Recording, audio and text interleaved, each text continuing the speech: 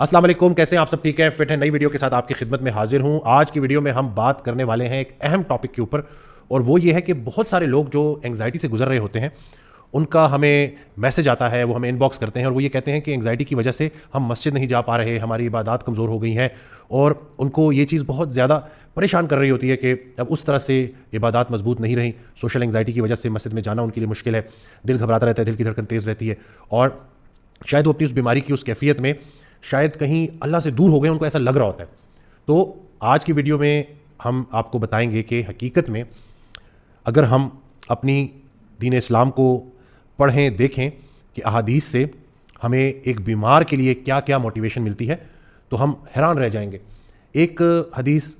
جس کا مفہوم ہے کہ رسول اللہ صلی اللہ علیہ وسلم کا فرمان ہے، یہ حوالہ ہمیں ملتا ہے کہ جب ایک انسان بیماری سے گزرتا ہے اور جب وہ اس بیماری سے نکل آتا ہے تو وہ ویسے ہی گناہوں سے پاک ہو جاتا ہے جیسے ایک جو ہے نومولود بچہ ابھی ابھی اس دنیا میں آیا ہے، جس کو ماں نے جنم دیا ہے۔ یعنی کہ جس طرح ایک چھوٹا بچہ گناہوں سے پاک ہوتا ہے، ویسے ہی ایک ایسا انسان جو بیماری سے گزر جائے، اس پوری بیماری سے نکل آئے، تو ویسے پاک صاف ہو کے نکلتا ہے۔ تو یہ بہت بڑی امید ہے، بہت بڑی موٹیویشن ہے ان سب کے لیے جو یہ سمجھ رہے ہوتے ہیں کہ جیسے عبادات کمزور ہو گئی ہیں تو شاید کہیں اللہ سے ہمارا تعلق کمزور نہ پڑ جائے۔ اللہ تعالیٰ جس نے بیماری بھیجی ہے وہ یہ جانتا ہے کہ میرا بندہ اس وقت ایک بیماری سے گزر رہا ہے۔ بلکہ ایک اور حدیث سے حوالہ ملتا ہے جس کا مفہوم ہے کہ جب تک انسان بیماری کی کیفیت میں رہتا ہے تو اس کی ایک ایک لمحے پہ اللہ تعالیٰ فرشتوں کو حکم دیتا ہے کہ نیکی اور خیر لکھتے رہو۔ یعنی کہ جب وہ نیکی اور خیر کے کام کیا کرتا تھا، عمل کیا کرتا تھا، ابھی اگر وہ بیٹھا ہوا بھی ہے، وہ عمل نہیں کر رہا، تو اس بیماری کے دوران اس کا وہ نیک عمل کاؤنٹ کرتے رہو۔ تو یعنی کہ ایک انسان اگر ایک لمبا عرصہ بیماری سے گزرا ہے تو جتنے لمحہ وہ اس بیماری سے گزرتا رہا ہے، اتنی اس کی جو کمیاں تھیں وہ پوری ہوتی رہی ہیں اور اس کی نیکیاں بڑھتی رہی ہیں۔ تو اپنے حال کو نہیں دیکھنا ہوتا، اپنے خیال کو دیکھنا ہوتا ہے، اور خیال کی اصلاح بہت زیادہ ضروری ہے۔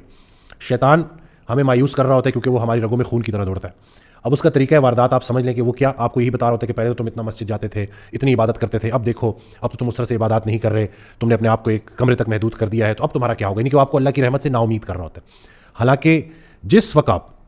شدید تکلیف میں، پریشانی میں ہیں، اس وقت آپ نے قرآن کی وہ آیت زیادہ یاد رکھنی ہے کہ اللہ کی رحمت سے نا امید نہ ہونا، اللہ کی رحمت اللہ کے غضب پر حاوی ہے۔ تو اسی لیے جب ہم بات کرتے ہیں نا کہ اپنے حال کو نہیں دیکھنا ہوتا، اپنے خیال کو دیکھنا ہوتا ہے، حضرت واصف علی واصف رحمۃ اللہ کی آڈیو میں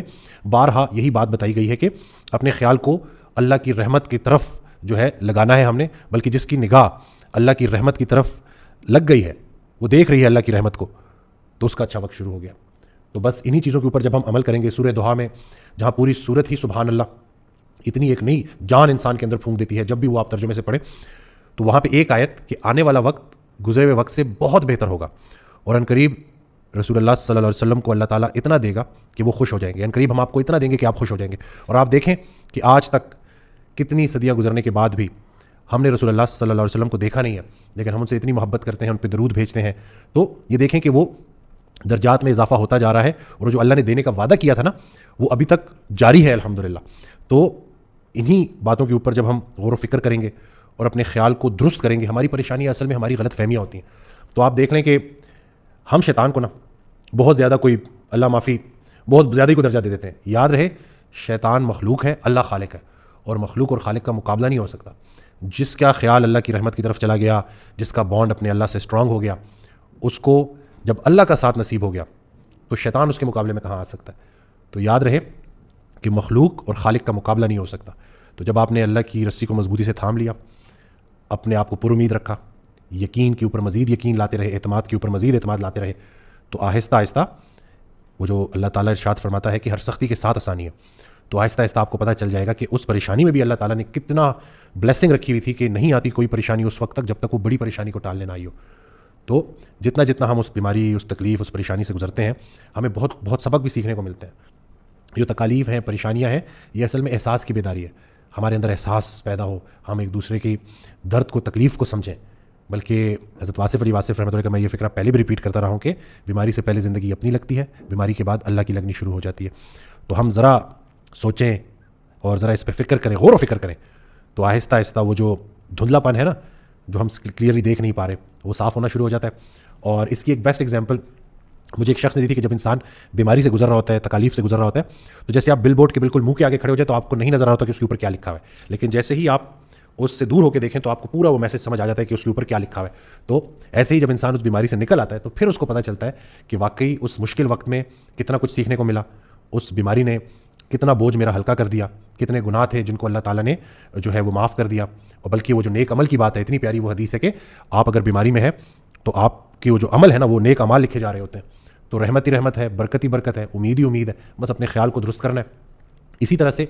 ایک اور جو حدیث ہے کہ مجبوری میں ہوئے گناہوں کو, میری امت کے مجبوری میں ہوئے گناہوں کو اللہ نے معاف کر دیا ہے. یہ رسول اللہ صلی اللہ علیہ وسلم کی حدیث ہے. تو یعنی کہ جہاں سے مجبوری شروع ہوتی ہے وہاں سے گناہ ختم ہو جاتا ہے. تو جب آپ کو بیماری کی وجہ سے مسجد جانا مشکل ہے تو گھر میں ہی نماز ادا کر دیں, اور بس وہ نیت اللہ کی ہونی چاہیے. جس کی نیت اللہ ہے اس کا انجام بھی اللہ ہے. تو میں امید کرتا ہوں کہ اس ویڈیو سے آپ فائدہ حاصل کریں گے اور آپ کی زندگی میں بہتری آئے گی, آسانی آئے گی. مقصد لوگوں کی زندگیوں میں اللہ کے حکم سے آسانی لانا ہے. تو بس عمل بھی کریں, اور اگر کسی بھی اس طرح کی بیماری سے آپ گزر رہے ہیں اور اس میں کہیں آپ نا امید ہو رہے ہیں تو نا امیدی کا آپشن ہے ہی نہیں. اللہ کی رحمت سے پر امید رہیں اور اپنے خیال کو درست کریں. چینل کو سبسکرائب کرنا نہ بھولیے گا. دعا میں یاد رکھیے گا. اللہ حافظ.